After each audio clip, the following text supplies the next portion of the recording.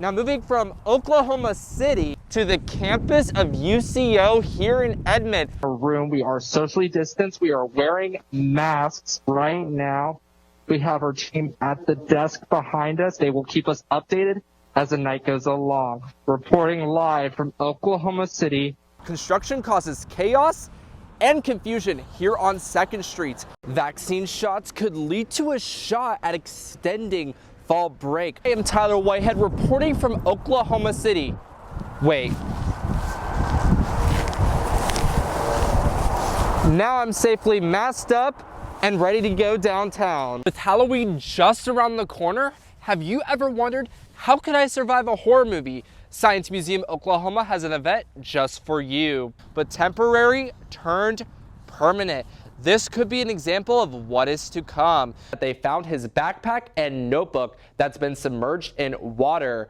An FBI evidence response is currently processing the scene and the site is closed to the public. We will keep you updated with any new information. Some breaking news. The FBI confirms that human remains found Wednesday are those of Brian Laundrie. We do have some breaking news. The Moderna and Johnson & Johnson booster shots have been approved by the FDA.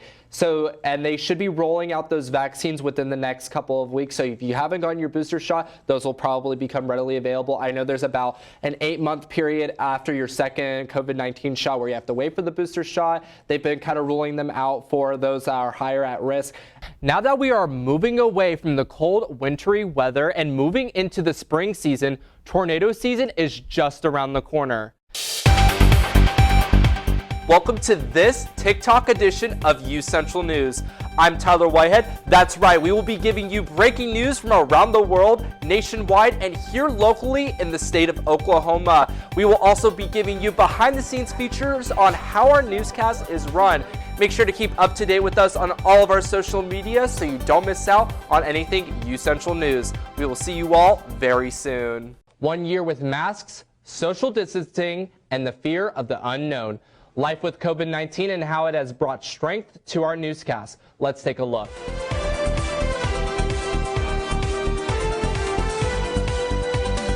Coronavirus. Just a few months ago, we had never even heard of it.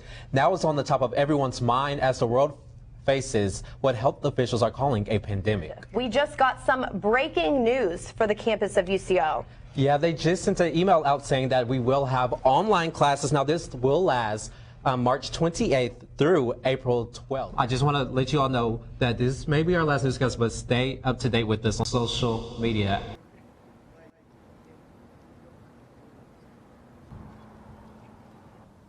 I was in shock. It was, the news, was announced late one afternoon, and we had been, of course, watching what was happening with the pandemic coming from different parts of the world, and then, of course, coming to the United States.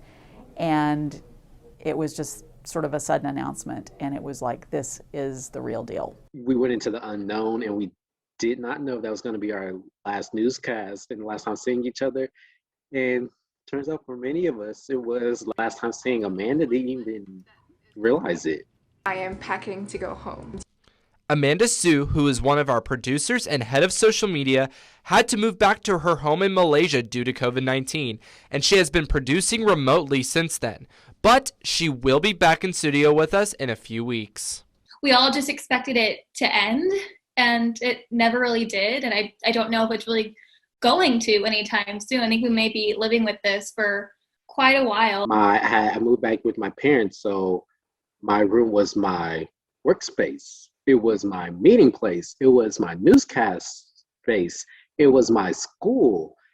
It was everything. We're kind of forged through fire at this point. We took on, this whole different tactic for our newscast at the start of the pandemic. I think it really strengthened us as a team, and it strengthened all of us as reporters individually too. I feel like we all learned new ways to share our stories. The students made it seamless, and they made it sort of almost magical and a growth area. When we originally were in quarantine, okay, coronavirus is going to last for about 3 weeks. Here we are, a year later, masking up, some people even double masking, some people having to quarantine, and now we have a vaccine. And we have an update about the coronavirus here in Oklahoma. State officials have reported that there is one positive case for COVID-19, and there's currently 4 people that are awaiting their results to come back. Oklahoma has had more than 430,000 total confirmed cases since the pandemic began. Despite everything that this generation of students has lost, you've lost a lot. But what you've gained is this grit and adaptation and ability. And that's really what I want the students to think about, is what you have inside you now because you've been through this unique experience. I hope that there's going to be a normal, like what we used to know before the pandemic, but I don't know if it's also going to be like that new normal, you know? It feels like it's better, but we still have to deal with things. This is the biggest story of my lifetime, and therefore I would say it's the biggest story of your lifetime. Make sure to follow us on social media for more updates. From Edmond, Oklahoma, Tyler Whitehead, U-Central News. The debate was held in the Liberal Arts Auditorium and started with an opening statement from each candidate. 2 candidates for Edmond Mayor, Darrell Davis and Nathan Walters. Thank you, gentlemen, for being here. Then they moved on to talk about why they believe they were the best candidate for mayor. I want to look for incentive opportunities to bring new businesses in town and also incentivize our current businesses to expand. We mean it when we say we love Edmond. We chose to raise our family here and we chose to put our businesses here because we think that it's such a great city. Some questions for them involved commuter driving to Edmond, transportation around the city, police body cameras, and whether a review board should be in place for the police. Then U-Central's Megan Mosley asked questions concerning UCO, including projects and changes that they'd want to bring to campus. She also asked how they'd move Edmond forward past the racism in the past. As America continues to confront racism, how does a city like Edmond best heal past wounds and ensure inclusivity moving forward? In the last section, they discussed about politics in the city, including the discussion of mask mandates, whether a marijuana dispensary should be allowed within a certain proximity to schools, and more. Number one, belief that the function of government is the function of government is to protect the individual's God-given rights through the Constitution.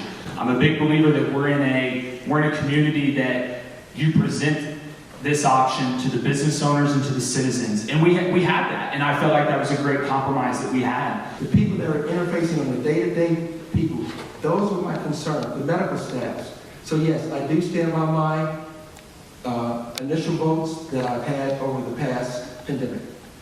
The night ended with a closing statement from each candidate. Reporting from Edmond, Oklahoma, Tyler Whitehead, U-Central News.